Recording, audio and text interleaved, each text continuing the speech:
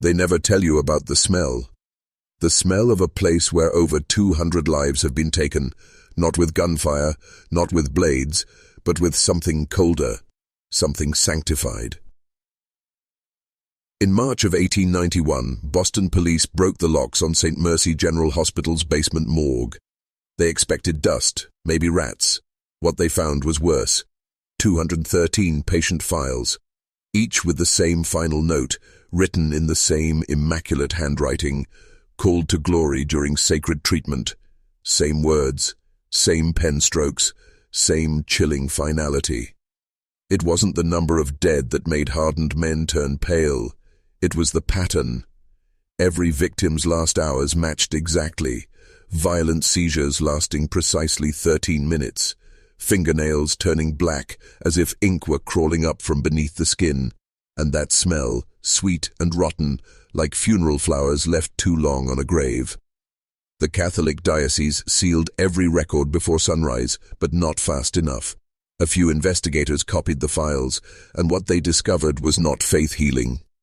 It was something else, something older than medicine, older than the church, older than mercy itself.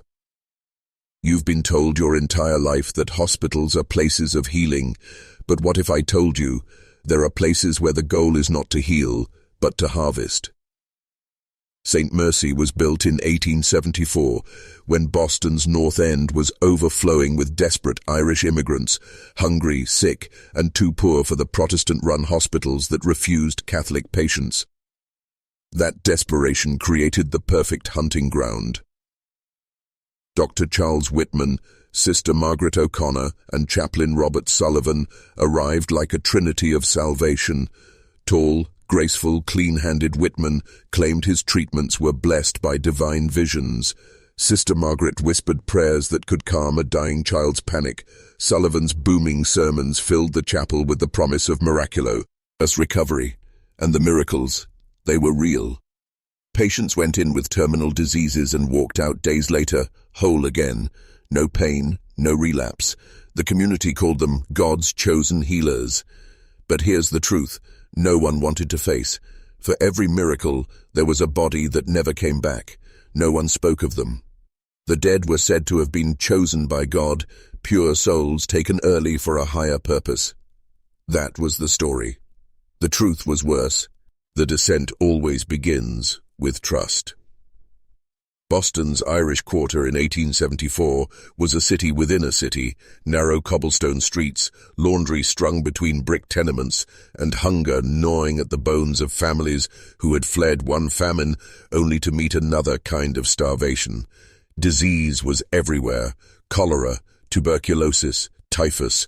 Children coughed themselves to death in rooms barely big enough to lie down in. That's when St. Mercy opened its doors. The first floor gleamed. Polished wood, fresh linens, brass crucifixes catching the light from tall stained glass windows. It looked nothing like the crowded, filthy clinics of the city. There were real medical instruments, imported from Europe. Rooms smelled of lavender and carbolic, not sickness and filth. Patients could pray in the chapel before treatment, their fear soothed by the rhythmic chanting of Sister Margaret's rosary. Then there was Whitman. Tall, sharp, his silver hair immaculate. He never raised his voice, never hurried. He touched your shoulder as he spoke, and you'd swear the tension left your body instantly. People said looking into his ice-blue eyes was like being seen by God himself. But the real miracles happened in the basement, the sacred treatment chambers. You didn't just walk into the basement, you were chosen. Patients were told Whitman prayed over every name, waiting for divine instruction. Only those ready for healing could descend. That made the waiting list even more desperate. Families slept outside for days, hoping to be called. And when they were, something changed. The basement wasn't like the hospital above. The air was damp, the light dim. The crucifixes here were older, darker, their Christ figures carved with faces that looked wrong, distorted, almost in pain. In these rooms, the prayers grew stranger. Latin phrases you didn't hear in mass, symbols drawn on the floor in chalk and oil, candles burning with an unsettling greenish flame. Some patients came back up the stairs days later, smiling through tears, their disease gone as if it had never existed. These people became living proof of the miracles. But others never came back at all. Their families were told the same thing. God had called them to glory. Their bodies were never shown. Coffins arrived sealed, delivered in the dead of night. In the Irish Quarter, no one dared question it. You didn't doubt the hand of God, but you should have, because those chambers weren't just healing the sick, they were feeding on them. The first crack came on a cold, fog-choked morning, October 13th, 1876. Mrs. Catherine O'Malley was sitting in the hospital's reception hall, hands twisted in her lap, waiting for word on her husband's sacred treatment. The room was still, the air heavy with incense and candle smoke. Then, footsteps, slow, uneven. Out of the basement shadows came a little girl, 8 years old, barefoot. It was Bridget McCarthy. She had been brought in 2 days earlier with a fever so high her mother thought she wouldn't live the week. But this was not the same child. Bridget's eyes were wide open, staring past everyone, unfocused. Her hands were clenched so tightly that her fingernails, now black as coal, had punctured her own palms. Her movements were stiff, mechanical, as though her body had forgotten how to be human. And then, the smell followed her up the stairs. It wasn't sickness. It wasn't medicine. It was sweet and rotten all at once, the scent of lilies wilting in the sun, of something beautiful that had been dead too long. Bridget's lips began to move, no sound at first, then a voice, but not hers. Too deep, too resonant for a child. The words were Latin, but not the Latin of the Mass. These syllables were older, heavier, each one curling in the air like smoke you wanted to step away from. Witnesses swore they crossed themselves without thinking. The hair on their arms stood up. Sister Margaret appeared instantly, wrapping the child in her black habit, whispering urgent prayers. Then, Whitman arrived. His perfect calm was gone. He scooped Bridget into his arms, muttering something too low to hear, and carried her back down into the basement. That was the last time anyone outside the staff saw her alive. The next day, Ellen McCarthy, her mother, returned to visit. She was met at the desk by Sister Margaret, weeping softly. Bridget, she said, had been called home to God during the night. Her small body, transformed by holy light, had already been buried in the hospital's private cemetery. No, the family could not see her. The light had changed her in ways not fit for earthly eyes. Ellen screamed in the street. But by week's end, even she began to wonder if there was meaning in her loss. Because Patrick O'Malley, Catherine's husband, walked out of the basement fully cured, the disease gone from his lungs as if it had never existed. And that is when the whispers began, about trades, about sacrifices, about who gets healed and who gets taken. Catherine O'Malley couldn't let it go. Her husband's sudden, impossible recovery should have been a blessing. Instead, it gnawed at her. Every night she lay awake replaying the moment Bridget McCarthy climbed those stairs. Mechanical steps, blackened nails, that suffocating perfume of rot wrapped in sweetness. She began to notice what others ignored. In the weeks after Patrick's cure, she made excuses to linger in the reception hall, to watch who went down to the basement and who came back up. The pattern became obvious fast. There were only two kinds of patients who entered the sacred treatment chambers. The first emerged transformed, healthy, vibrant. Their disease erased so completely it was as if it had never been. These patients didn't just recover, they glowed. Skin flushed, eyes bright, energy surging. People said they looked blessed. The second group never returned at all. Their families were met at the desk, given soft condolences, and told their loved one had been called to glory. No bodies, just sealed coffins, Catherine counted. For every one cured, at least one died. No middle ground, no partial recoveries. The neighborhood's faith was unshaken because the living miracles were visible, undeniable. They walked the streets. They gave testimony in mass. And the dead? They were shrouded in holiness, spoken of as saints who had been chosen to serve a higher will. By 1878, St. Mercy was untouchable. The church endorsed it. Donations poured in. The miracle trinity of Whitman, Sister Margaret and Sullivan were seen as angels walking in flesh.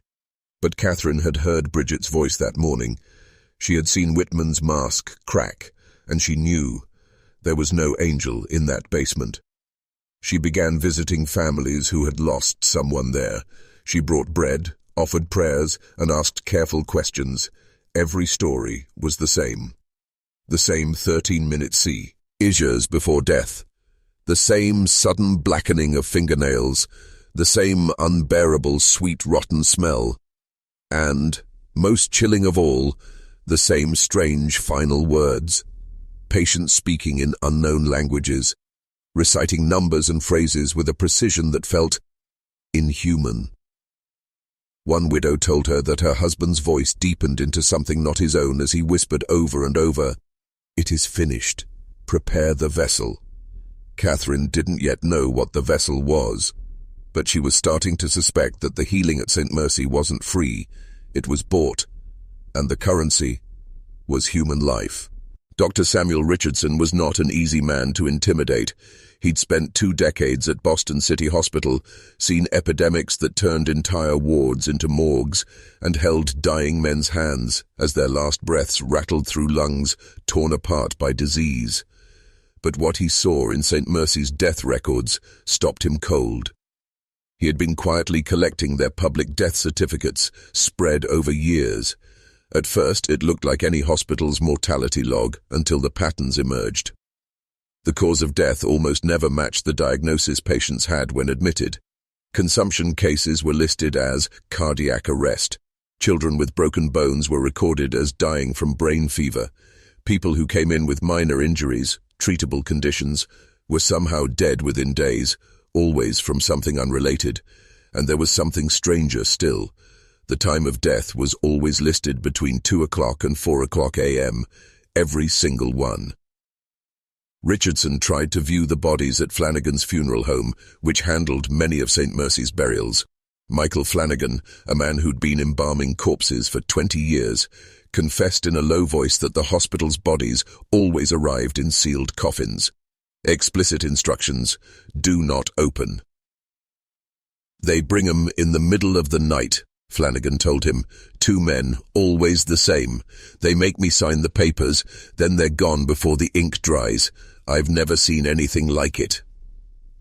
Richardson went to the city health office, thinking he had enough for an inquiry. That's when he hit the wall. St. Mercy was under the direct protection of the Catholic diocese. Any investigation would require the bishop's approval, and Bishop Williams had personally praised Whitman's holy integration of science and faith in multiple sermons. To question the hospital was to question the church. Richardson left the office with his blood cold. He knew what that meant, and St. Mercy wasn't just protected, it was shielded. Meanwhile, Catherine O'Malley's own quiet investigation was revealing details that matched his. She heard from one widow that her husband, moments before death, began reciting strings of numbers in perfect sequence, pausing exactly 30 seconds between each set. His voice grew deeper each time, until it no longer sounded like him at all. 41.7, 92.1. Pause. Repeat. She didn't know what the numbers meant. But Dr. Richardson had a theory, and if he was right, it meant St. Mercy wasn't just killing people. It was collecting something. Richardson stopped sleeping. The numbers haunted him. They weren't random, he was sure of it. They had the precision of coordinates, but not to any map he could find. When he cross-referenced them with medical texts, nothing matched. Chemistry? No. Astronomy? Close, but still wrong. It was like the language of some discipline that shouldn't exist, or no longer existed. But there was one other pattern. The final numbers spoken by patients, whether child or elder, were always followed by the same words, sometimes in Latin, sometimes in that guttural alien dialect Catherine had described. The vessel is prepared. He began to wonder if the human body was just a shell to St. Mercy's healers, a container, a resource. And if the patient died, maybe that resource was being taken elsewhere. Richardson couldn't confirm it without a body, so he set out to find one. That meant convincing a grieving family to break the rules and open a coffin sealed by the church. It took weeks, but finally a young dock worker named Liam Connolly agreed. His sister had died at St. Mercy after a minor infection. He'd been denied any chance to see her body. His anger outweighed his fear. They waited until nightfall, bringing lanterns to the Connolly family plot. The coffin wasn't heavy, too light, Richardson thought, for an adult. When they pried the nails loose, the lantern flame trembled, not from the wind, but as if the air itself recoiled. Inside, there was no body. Instead, a bundle wrapped in white cloth, bound tightly with red twine. The smell hit them first, sickly sweet, almost intoxicating, and beneath it, the faint bite of iron. Richardson's hands shook as he cut the twine. What spilled out wasn't a corpse. It was skin, entirely intact, as if it had been peeled away in one seamless piece, empty, hollow, the eyes nothing but perfect ovals in an untouched face. Liam vomited in the grass. Richardson forced himself to look closer. The interior was lined with symbols written in something darker than ink. They pulsed faintly in the lantern light.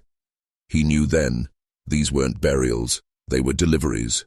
Whatever was being taken from these patients, it wasn't going into the ground. And the people of Boston had been giving it freely, thinking they were offering it to God. Richardson didn't storm into Whitman's office like a man of outrage. He walked in quiet, deliberate, because he knew that in St. Mercy's, rage only marked you for burial. The hospital director was seated behind his mahogany desk, sunlight dripping through stained glass windows that made his face seem sanctified. 3 silver crucifixes hung on the wall behind him, each engraved with a different Latin phrase. Richardson placed the bundle of human skin on the desk without a word. Whitman didn't flinch. He simply looked at it, then at Richardson, with a slow smile that never touched his eyes. "Doctor," he said softly, "you've carried something unclean into this house."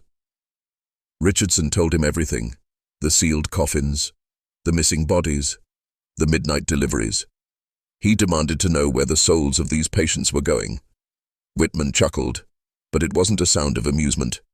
It was the low hum of a man hearing a child ask why the sun rises.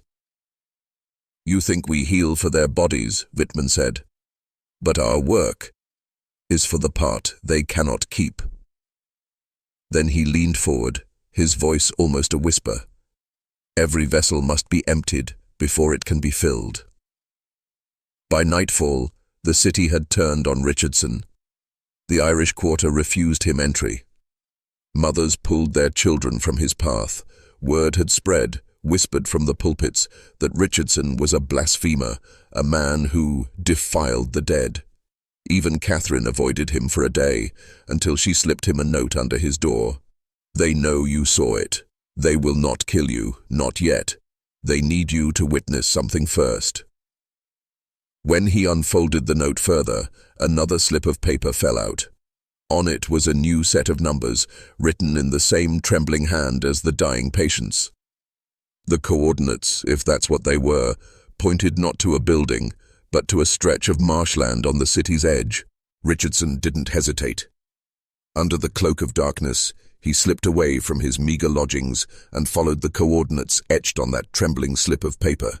The city's noisy heartbeat faded behind him as he trudged through narrow alleys and crumbling tenements until the buildings gave way to the marshlands at Boston's fringe.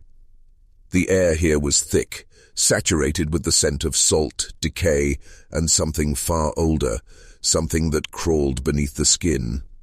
Mist hung low, swirling like silent ghosts across the reeds. There, in the blackness, he saw them. two men waiting beside an old wooden dock, their faces obscured by heavy cloaks. They carried a large crate, bound with iron and marked with the same ancient symbols Richardson had seen etched into the skin bundle. As they slid the crate onto a small rowboat, a low chanting began, faint, guttural, layered in voices not quite human. The water around the dock shimmered, unnatural ripples distorting the moonlight. Richardson's breath caught as the men peeled back the crate's lid. Inside lay a pulsating mass, neither wholly organic nor mechanical, veined with glowing threads that pulsed in rhythm like a heartbeat. It seemed alive. The chanting grew louder, a dreadful hymn that spoke of harvest, vessels, and the eternal cycle. Richardson staggered back, almost tripping over the reeds, heart pounding with terror and revelation. This was no miracle. It was a transaction, a pact between men and something older than the church, older than humanity. This creature, or entity, fed not on flesh or blood, but on something more precious, on the very essence stolen from those who entered the sacred treatment chambers. The patients were vessels, their souls harvested to feed a dark hunger disguised beneath the veil of divine healing, and the church, they were the custodians of this secret, guardians of a corruption so ancient it had been whispered about only in forbidden texts, texts that spoke of bargains made in shadows, where power was traded for obedience and silence. Richardson realized his role now wasn't just as a doctor or investigator. It was as a witness to a sacrilege so profound it could shatter the fragile fabric of faith itself. What Richardson uncovered was a pact older than the stones beneath Boston's streets, a covenant sealed not with ink, but with blood, whispers, and ancient rites buried beneath the church's sanctified veneer. The miracle trinity, Whitman, Sister Margaret, and Chaplain Sullivan, weren't healers. They were gatekeepers, chosen emissaries of a power that demanded sacrifice in exchange for salvation. The sacred treatments were rituals of extraction disguised as grace. Each patient was a vessel, their essence siphoned off, transformed into fuel for an entity feeding on the life force of the desperate and devout. The community's faith wasn't innocence, it was psychological enslavement, a system of control designed to bind bodies, minds, and souls to an elite network that thrived in darkness. Families lined up, begging for miracles, unknowingly offering their loved ones as currency for the illusion of hope. Whitman's ritual preparations, the fasting, the prayers, the sacred teas, were not about healing. They were about submission, aligning the patient's spirit to be harvested cleanly and efficiently. Sister Margaret's soothing whispers, a hypnotic lull that eased resistance. Chaplain Sullivan's booming sermons, psychological conditioning, weaving suffering and sacrifice into a narrative that turned death into exaltation, loss into divine purpose. It was psychological control on a terrifying scale. The church's endorsement wasn't just protection, it was active participation in a conspiracy designed to keep the machinery running smoothly, preventing questions, silencing doubts. The truth was a blade hidden in a velvet glove. The more people believed, the deeper the chains tightened. Richardson understood now. This wasn't just a hospital, it was a system of power, a mechanism of extraction masked as salvation, and he was running out of time. Richardson took his findings to the city officials, to journalists, anyone who would listen. But the walls rose higher than he ever imagined. The Catholic diocese wielded influence like a fortress, powerful, ruthless, and unseen. Newspaper editors received anonymous warnings. City health inspectors were reassigned. Even friends turned wary, afraid to be associated with a man challenging the church's sacred trust. Late one night, a note slipped under Richardson's door. "Stop digging, or you will be called to glory." But fear only sharpened his resolve. He returned to the hospital in secret, desperate to find evidence, something tangible to expose the nightmare beneath the facade. What he found was worse than he dared imagine. Basement chambers, once hidden, now guarded by silent men who moved like shadows, rooms adorned with occult symbols pulsing with unnatural light, patients restrained, murmuring cryptic phrases, their eyes glazed with an otherworldly sheen.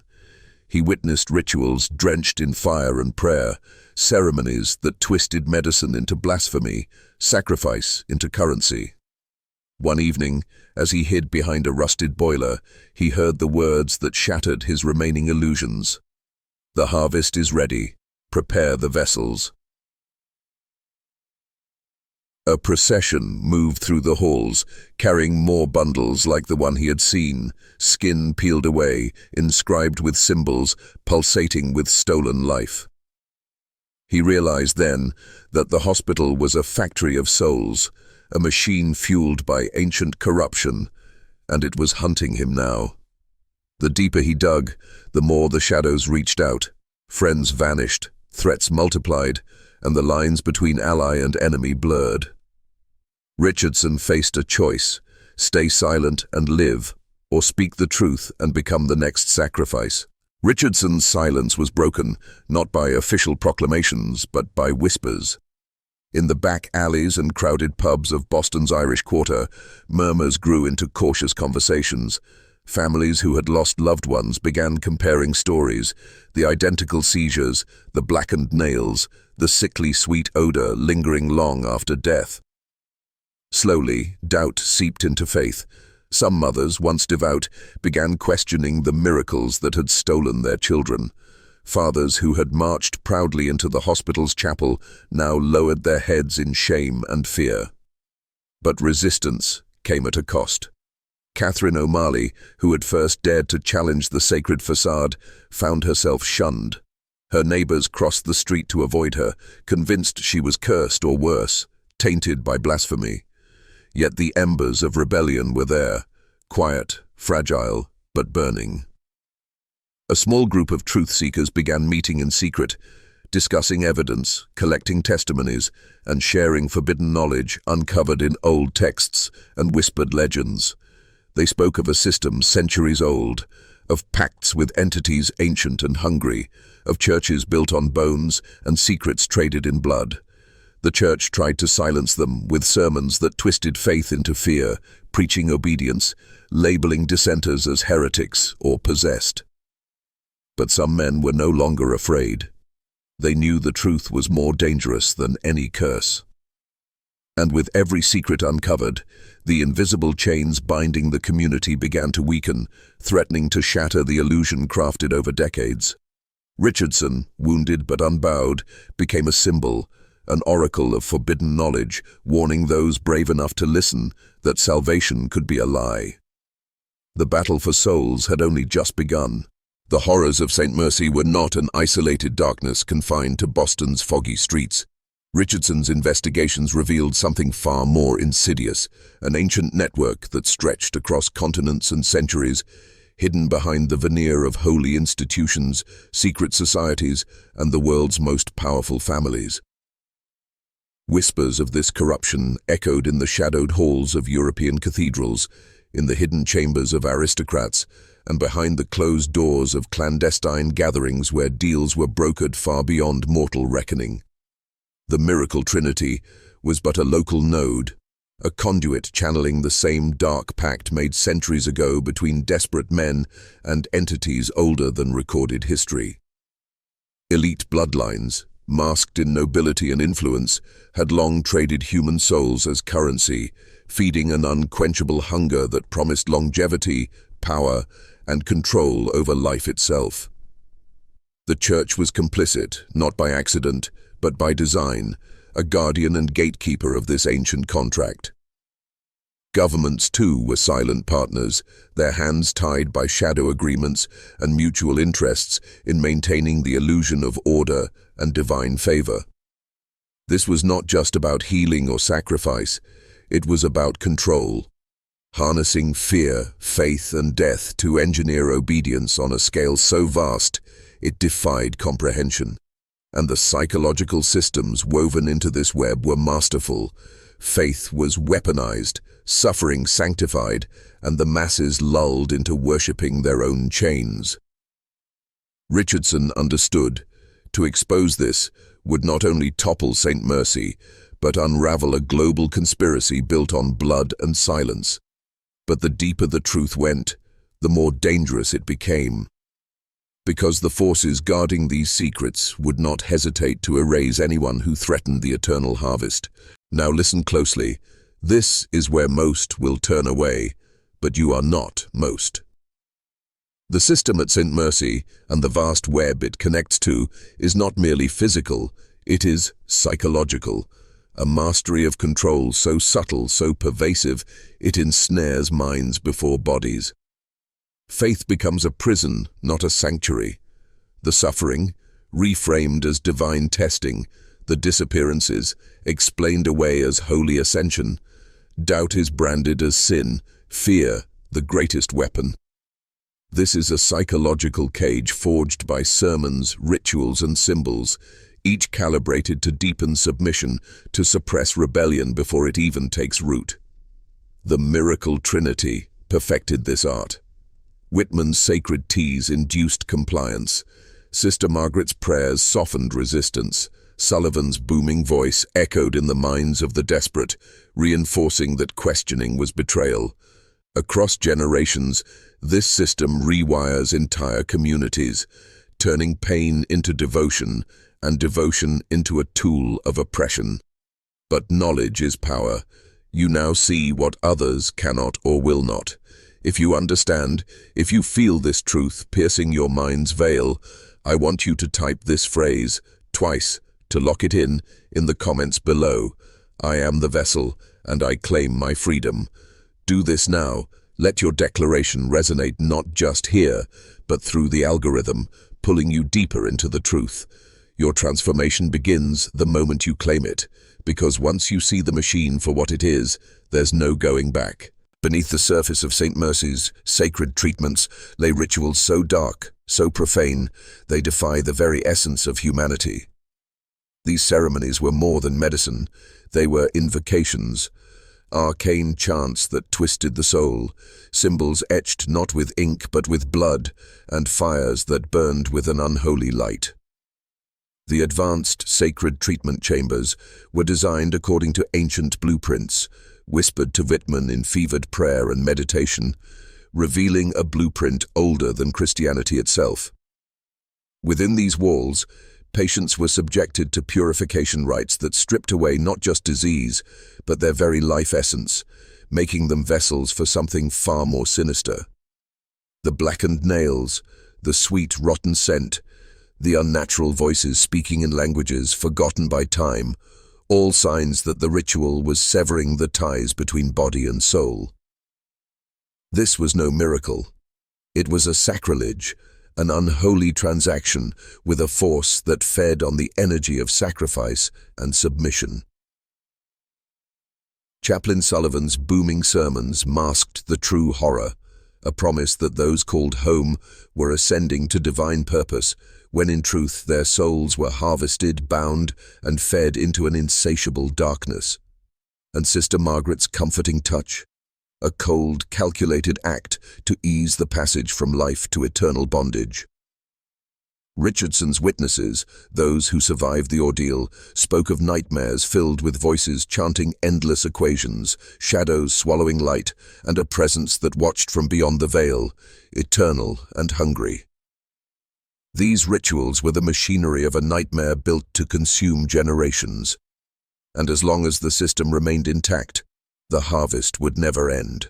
Resistance was not tolerated. Those who questioned the miracle, those who sought to expose the truth, vanished. Or worse, whispers told of men dragged from their homes in the dead of night, their screams swallowed by the city's fog. Families received no answers, only silence and empty graves. Richardson himself narrowly escaped a brutal assault, his body left broken but his mind more resolute. He learned quickly, to fight the system was to fight a shadow with endless arms. The church's protectors were ruthless, cloaked figures who moved unseen, enforcing the ancient pact with cold precision. They crushed dissent, erased memories, and twisted faith into a weapon against the brave. But the greatest terror was not death, it was the fate that awaited the called home. The souls harvested at St. Mercy were never free. They became fuel for the dark force sustaining the pact, a parasitic intelligence that thrived on human sacrifice, feeding off fear and devotion to maintain its grip on power. This was not just corruption, it was a prison for the soul, and the cycle repeated endlessly, generation after generation, fed by the ignorant and the desperate, guarded by institutions that wielded faith as a mask for evil. Richardson's warning echoes through time.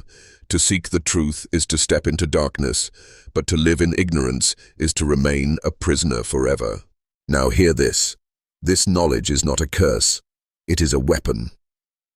The darkness that enveloped St. Mercy, the ancient pacts, the web of lies spun by those in power, they exist to keep men like you chained, but chains are broken by those who see them.